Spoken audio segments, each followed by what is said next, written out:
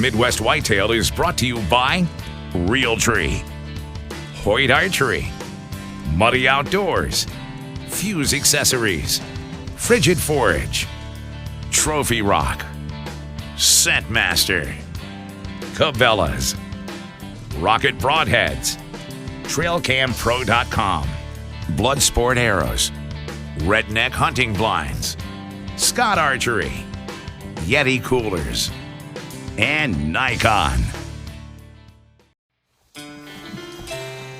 Welcome to Midwest Whitetail. Like I mentioned last week, I've got some projects on the farm where I have to go into some of these dry food plots and rescue them, so I've got some spots where I can hunt during the season. We did that last year too. The drought was worse last year than it is this year, so we actually have a little bit in these bean food plots to work with, and if we get a little bit of rain yet, we should still produce some pods and have some beans here. So rather than going in and tilling up a whole bunch of this, I think on this ridge in particular, I'm just going to go ahead and spread the Big and Beastie right into the beans. They haven't canopied yet, nor do I expect them to canopy. If we get a rain, this Big and Beastie will germinate and come right up, along with these beans. So that's the project for now. I've got some more to talk about today on the episode, so I'm just going to get this started. I'll take a little break and talk a little bit more about some of the bucks I'll be hunting this year.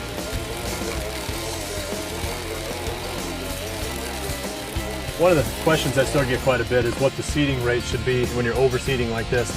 And I bump it up just a little bit over what it would be if you were just planting this on tilled soil. So I guess I've got it probably at about 5 pounds per acre is about where I'm at on this. And if the soil's tilled, John at Frigid Forage recommends about 4 pounds per acre on the Big and Beastie.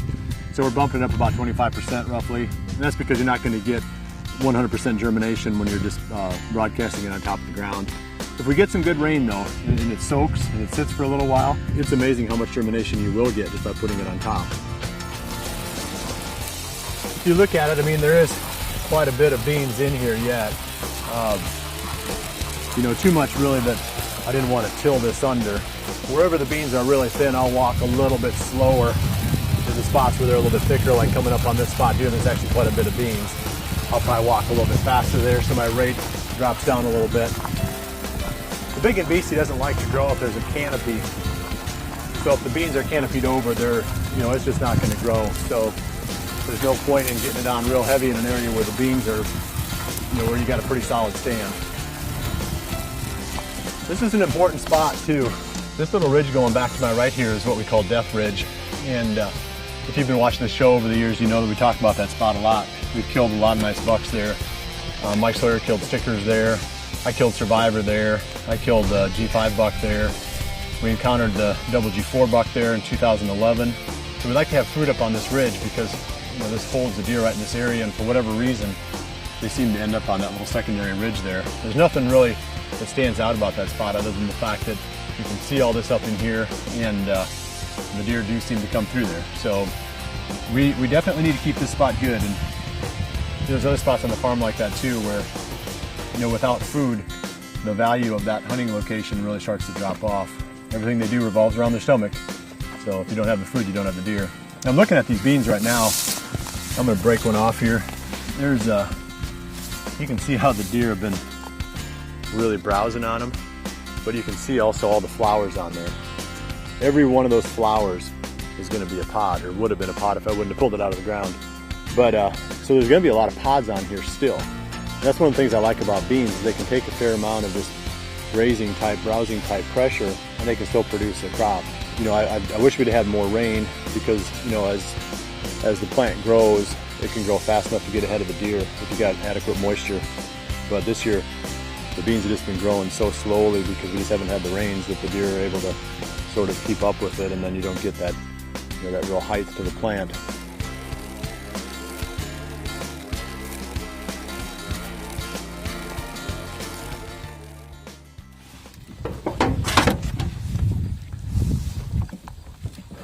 Pretty big spot here I've chosen to broadcast the Big and Beastie into, so I'm going to be at this for a little while.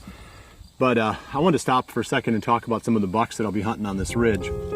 We had some good encounters with some bucks on this ridge last fall, some good up-and-comers, and then this summer we filmed some good bucks not too far to the south from here. So this is one of those spots where I think, as good as it's been over the years and as easy as it is to hunt this spot without educating the deer, it's probably going to play a big role in my strategy.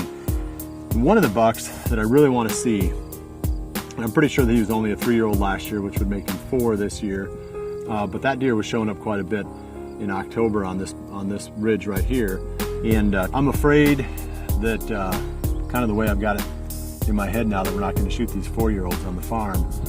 You know, that's sort of where I'm at with some of these deer now. I mean, this big wide 10, I'm sure he's going to look really good this year, assuming he comes back in here and he's still alive. And I'm sure that I'm going to have to, at the moment, let him go. In the back of my mind, I'm thinking, you know, what could this deer turn into? And if my neighbors will let him go and he doesn't get hit by a car or something like that, then we all have a great big giant deer to hunt in the future. There's another one that we filmed this summer. We haven't named this deer yet. He was a buck that we had some trail camera pictures of last year. This summer, he's got to be pushing 170 gross score. Big frame, beautiful 10-pointer, nice long brow tines. But again, it's going to be hard to get more than 4 years out of this deer. And if that's the case, then you know, we're sitting there with that same question again, is if we kill him this year, you know, what have we really given up in future potential for this buck? But there is one that's been coming onto this ridge. We filmed him here last year. We filmed him this summer quite a bit too. And this is a basic 8-pointer, just a couple sticker points around his brows.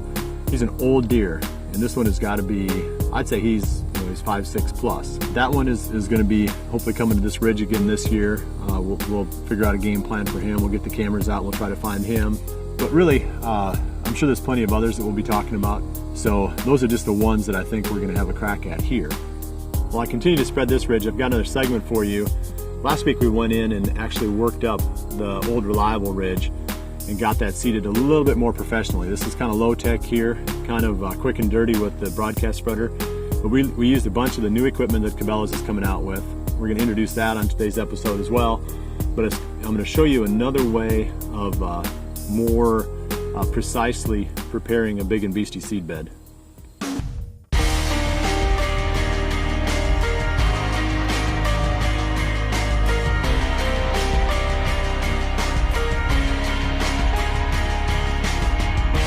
Next, I want to talk about this project that I'm working on today. And Jeremy Flynn is with me here. He's a biologist with Cabela's. And they've got a new division called Wildlife and Land Management. And we're helping them to promote the products within that division. And these are all new. It's farm equipment basically on a small scale. So it's ideal for the food plot farmer or somebody who's trying to maintain an estate, or really basically anybody that needs the compact size tractors and implements. So what we're doing today, we're going in, and this is one of my best spots. This is called Old Reliable. And unfortunately, back in this back end of the food plot, the soil quality starts to play out, and this is also where the deer concentrate their feeding, which is fairly typical on these ridge fields. So a lot of times you get back in here and your food plots just aren't as good. So we've chosen to till up a section right in front of the tree stand, and we're going to plant big and beastie into that. And then we're going to go throughout the whole rest of this whole food plot, and we're going to use the broadcast spreader and just spread the big and beastie on top of the ground. And if we get some rain, this will work really well. I mean, obviously we're going to get better germination putting it down here with the Cabela seeder and getting that perfect seed to soil contact than what we're going to get on the stuff that we broadcast out into the beans. But at least there we get something, and if the beans get some rain and they grow, we've got kind of a double crop there. So that's kind of the project here. I think we've got about 5 or 6 food plots on this farm that we're going to do this with. Try to sweeten up those spots right in front of the stand and getting the best, thickest, luscious stand of big and beastie coming in there, and then just broadcast seeding the rest of it. So I want to talk a little bit more with Jeremy here. I'd like actually for Jeremy to talk a little bit more about the Cabela's project and some of the products or some of the equipment that we're using here. So we've broken up the country into 4 different regions for the new Wildlife and Land Management division of Cabela's. Obviously we're here in the Midwest, and that's where my responsibility is going to be. But we've got Southeast, the Southwest, which is mainly Texas, and then the Northeast. And we've got a whole line of equipment from tractors ranging from 35 horsepower to 50 horsepower, which is what you see here. We've got seeders, disc harrows, a whole line of implements that will go with them, specifically for the food plot manager, the land manager, and not necessarily on a agricultural farming scale. And so what we're looking to do here with the Midwest Whitetail Farm is be able to come in and use this equipment to plant these different food plots, show different applications for land management and wildlife management, and how Cabela's has really tended this equipment to that food plot manager towards the hunter more than anything else.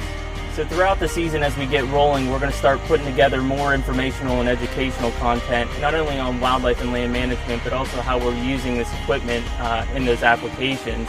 And we'll be able to find that stuff through Cabela's, in particular when we start having our wildlife and land management website.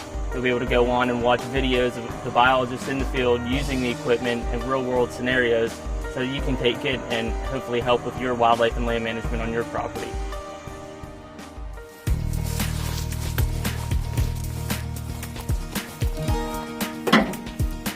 Well, that wraps up this spot. I've got a couple others that I have to do on the farm here the next day. Hopefully we're going to get some rain tonight. And the forecast is calling for a 40% chance, which, you know, for what we've had lately is a pretty good chance. So most of the rest of the preseason episodes that I'm going to be doing here are going to be really focused on finding the bucks that I'm going to hunt this season. I've sort of got a little system in place that I've fine-tuned over the years, and I'll walk you through that. Next week we're really going to focus on that, talk about how that works, and then take the first step toward finding and then ultimately patterning some of these better bucks on the farm. Well, I appreciate you joining us this week. We'll see you right back here again next week for the next episode of Midwest Whitetail. And remember to always dream big.